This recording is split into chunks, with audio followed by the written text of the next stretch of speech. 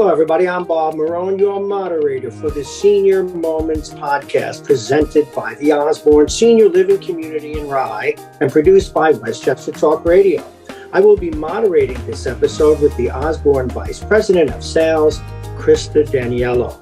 Krista has worked in senior living for the past 25 years, and her experience working with seniors goes far beyond her role with the Osborn. Her volunteer positions include serving as president of the Leading Age New York Retirement Housing Cabinet.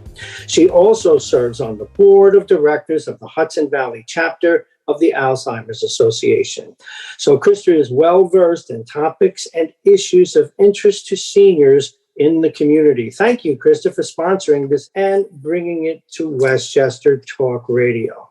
Thank you so much, Bob. It's wonderful to be here, our Senior Moments podcast. And really, I think as we all know now, our goal is to provide insight into all issues that are affecting seniors. And it's not just for the Osborn, but it's really for the greater community. And our goal is to bring you topics that are regarding issues of importance to all seniors today, because we do believe that information is power. And we want to make sure that residents in our community, as well as the greater community, are prepared with issues that they might experience in their day-to-day lives and be able to provide tools for them because they might be facing things that they've never had to think about before. So, I think our topics are really relevant for our population. Now, that's terrific, Krista, and I'm sure your audience is going to find this content both interesting and valuable. Now, I know you brought a guest with you today. What is the topic of the episode and who is your guest? Today's episode is actually called Aging America, which is regarding caregiving and ageism addressed. Our guest today, we are so lucky to have her, and I'm going to thank her in advance because she's a very busy woman, as you will soon hear. But she's an expert in gerontology, and she'll be discussing both caregiving and ageism in America. So please welcome Dr. Sarah Hahn, who is Assistant Professor of Sociology and Behavioral Sciences at Mercy College. Her work and research interests focus on perceptions and attitudes towards aging, which we all know about that, right? Where the ageism comes from. And in the most private places, including people's home environment, caregiving and end of life, really some of those very special topics that are really hard for many of us to touch on. She's an author and co-author of several peer-reviewed papers published in journals such as the International Journal of Aging and Human Development, Omega, the Journal of Death and Dying in Gerontology, and her current research explores grief and bereavement of lesbians and bisexual widows. So she received her PhD in social gerontology from Miami. Dr. Hahn, welcome to our podcast. And as you see, she's very busy. So I'm so grateful that you've been able to join us today. Well, thank you so much for having me. It's very exciting to be here today. I'm glad that you're here. I actually got your information from the CEO of the Alzheimer's Association because they were so impressed by a talk that you had given not too long ago. And I guess people kept you for long after trying to ask you many questions. But I thought I'd start today's podcast by asking you a few very specific questions. The first question that I'd really love to ask is, what is the real overall impact on physical, mental, and social health of our informal caregivers? And I kind of want to preface that so people know what we mean. And by informal, I mean just not somebody that you hire. It could be anybody, a family member, a spouse, a friend, distant relative. So I'd love to get your take on that. Yeah, absolutely. And thank you for defining informal caregivers. That was kind of one of the first things I was going to do. And I should also say a lot of What I'm going to talk about today is part of just research that I've either worked on or that I've read. That's all peer-reviewed. And it can be for people who are caring for individuals with Alzheimer's, people who are caring for older adults, older parents, their spouses. So if I say something about, caregivers suffer from more mental distress, I'm usually talking about informal caregivers, and it could be a wide range of caregivers of who they're caring for. So to follow that, caregivers do deal with a lot of kind of mental, social, physical issues when it comes to their health. If we're looking at something like mental health, informal caregivers are more likely to be depressed. They're more likely to deal with anxiety. They are dealing with a lot more stress and strain. We're seeing a lot of issues with confidence and self-efficacy. So there's a lot of problems there when it comes to this kind of difference in role. A big thing a lot of people don't talk about is your idea of how your identity changes when you become a caregiver. So it's no longer Krista, VP of sales at Osborn. It's Krista who's taking care of her dad. It's not Bob who is an avid golfer. It's Bob who can make it today because he's taking care of his wife, right? So you're dealing kind of with the mental issues that come along with this just extreme role change. Socially, we know that caregivers in general, whether it's a spousal caregiver, an adult child caregiver, they're not going out. They're not talking to people. They tend to be more socially withdrawn. And that leads a lot to social isolation, a lot of feelings of loneliness. Yeah. There are some positives. More people are kind of reporting when they become informal caregivers that they have better relationships with like adult children or siblings of family members. But it's really hard. They're dealing with that kind of mental anguish and the burden and stress of it. So they tend to withdraw. Physical ailments are really fascinating when it comes to informal caregiving, just because caregivers, the one thing we're going to talk about today is that caregivers don't take care of themselves. They're so busy caring that they don't take care of their own selves. That's right. So there was this kind of really fascinating. So the media kind of perpetuates this idea, and I felt like I was like, this is my chance to talk about it, that informal caregivers tend to die before the person that they're actually taking care of.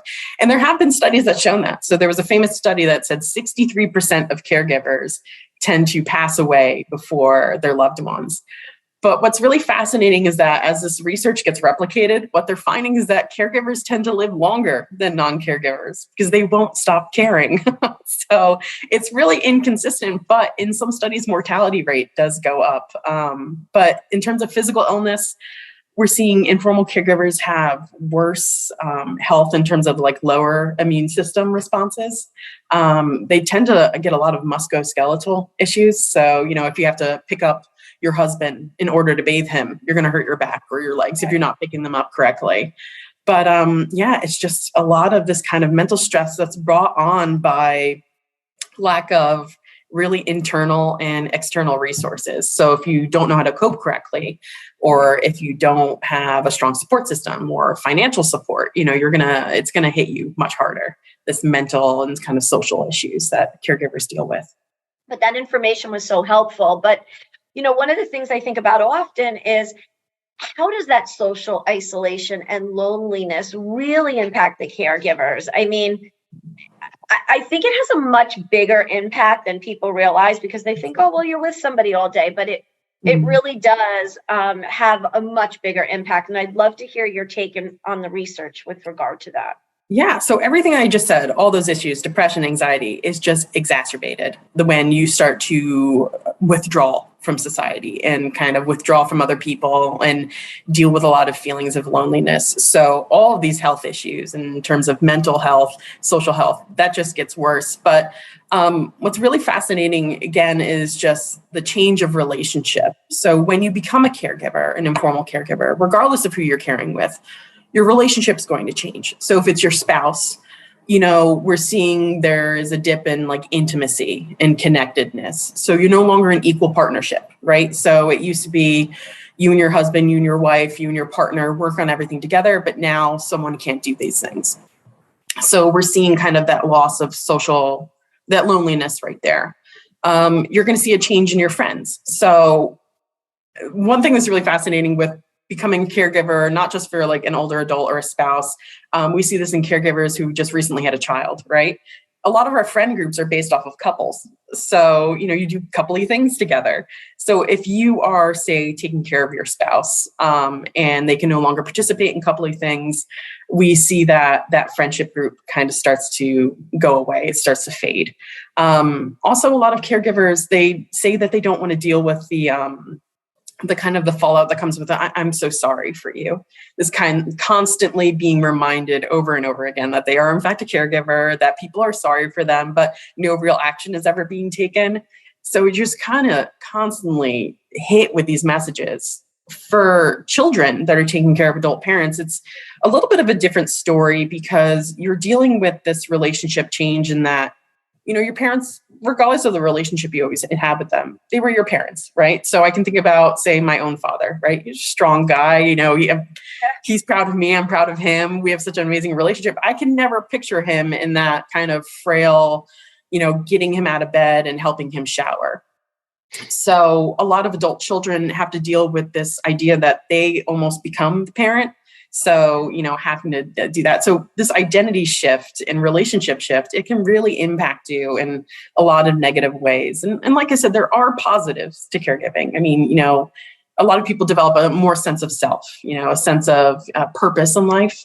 Some people do have stronger support systems. So especially those who reach out to other caregivers or support groups. But for those who aren't, or maybe are ashamed, because we do see that sometimes they're ashamed of, say, like the incontinence of their partner, or especially when people cognitively, like Alzheimer's, dementia, ashamed that their partner can no longer remember certain people or has behavioral issues. They start to withdraw, and that can really impact them overall. Right. It's coming from the other side of it, what I see when people come into different communities, there's always a sense of guilt in the beginning, but I think when you say about the identity, what I've seen on the other side is they've identified and their roles have changed dramatically, as you said. So instead of mother and daughter, it's caregiver and mom, right? And now somebody at least goes into, a community and they're like, wow, I get to be the daughter again. So, I have seen sort of the other side of that. So a lot of what you said really makes a lot of sense to me. And it's such great insight. So, how important, and I think that we really need to stress this to people, and I think your research helps, but how important is it for these informal caregivers to take care of themselves when they're so entrenched in, caring for their loved one? How can they relieve some of those responsibilities? I mean, talk a little bit about that. Yes, it is so incredibly important. Respite. That's all I can say to people. So especially, when we're looking at something like gender. So females tend to take on more what we call intensive caregiving. And this is where they help out with like the changing, the showering, bathing and showering sort of thing. A lot of kind of, giving medicine, but then they're also doing the housework. They're also preparing food, going out and food shopping, running people here and there. So as that gets bigger, as you start to take on more, you start to kind of, again, get that mental load. So because caregivers are taking on more and more, they tend to put their own care aside. So we see a lot of skipped hospital, not skipped hospital. We see a lot of skipped doctor's appointments, skipped, dates outside. So you might get invited to go somewhere, but they're like, I can't, I have to take care of this person. They are not sleeping. They're not taking care of themselves. The mental load is really fascinating. So I worked for my master's. I worked on a project that was looking at this idea of time and caregiving, actual time spent caregiving. So the actual time of physically like bathing your mom or going food shopping. And that allotted to about 4 hours a day. But the act of constantly thinking about caregiving, did I turn off the oven? Is dad going to turn it back on? Is mom going to wander? Is my wife going to take her medication? Is always there. So the one thing I can say is just take advantage of respite. go to support groups, make sure you're taking time for you, try to get as much sleep as you can, because when we don't sleep, that's when we mess up, right? Right. You're not the best caregiver you can be if you're on a very limited kind of, fuel sort of thing. So reach out to other people. I think a lot of people in America, our society, we're very much a kind of can do, we can do this sort of attitude. And it's very about productivity and individualism. So it's not about being a burden to anyone else. And we see this with older adults all the time. They don't want to be a burden to anyone. Absolutely. So they won't ask for help. And more often than not, people are willing to help. They just need to be asked, right? And I love your thought on respite, because again, working in a community, and there's many communities out there like the Osborn that offer respite care. You don't have to stay, but guess what? You can take a break for 2 weeks, for a week, for a month, if you want to go on vacation, if and not feel guilty about it, because your loved one will be taken care of. You get a little bit of a break. And at the end of the day, I think you might be a better caregiver for it. Absolutely. When you get those breaks. So, I tell people all the time that I meet, call places in your area, because you might really be able to find some of that respite care and really get, even if it's you just want a week of sleep, right? To catch up, so that, you can be better prepared physically and mentally for that care. But, coming out of COVID, I think brings a whole new element. Yeah. And I was kind of wondering with that, how did that change the caregiver tasks and approaches? And is there anything positive that has come out of that? I'll tell you what, COVID disrupted everything, right? So if you are an informal caregiver right now, or anyone for that matter, I mean, there has been a disruption to your life. We saw the services that people use being canceled, or, so adult day nurses couldn't come, you couldn't visit your loved ones in, say, a nursing home or assisted facility, anything like that. So it really put a huge monkey wrench into everything, for lack of a better phrase. But, a lot of negative things came about when it came to caregiving. So we saw, actually, research has shown a 10% increase in burnout and stress of caregivers just from the 2 years of the pandemic alone. And, people were worried about themselves getting sick, worried about their loved ones getting sick, worried about not being able to help them if they did get sick, or to, pass along a sickness. But the one good thing that did come out of COVID is that we leveraged a lot of technology. So a lot of people started utilizing Zoom, utilizing different forms of kind of technology to help people keep in touch, right? So we saw a positive movement with that. Then a lot of people were able to spend more time with their loved ones because they didn't have to go to work, or they can work remotely. So that was a positive thing. But as things slowly begin to open up more, I hope that people remember that they're there and they take advantage of them. But yeah, it was extremely hard, especially because adult day services, any forms of respite, they closed down completely. So yeah, it definitely, we saw an increase in just the psychological distress of caregivers, informal caregivers, definitely. Those are really interesting points. I really like the fact that you also brought up some positives that came out of it, because one of the things that you think of with caregivers is it's hard to get them out of the house when you're caring for somebody, for instance, with dementia. They're afraid.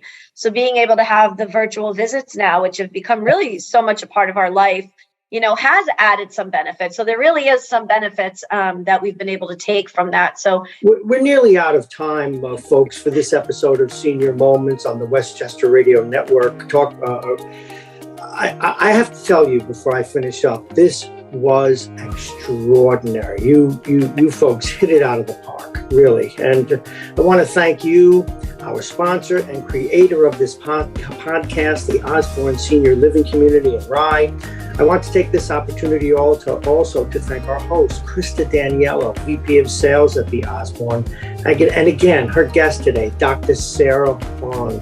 Thank you both for being with us today, and we look forward to seeing you on the next episode of the Senior Moments podcast presented by the Osborn. And again, just extraordinary. This you hit it out of the park, folks. Oh. Thank you so much.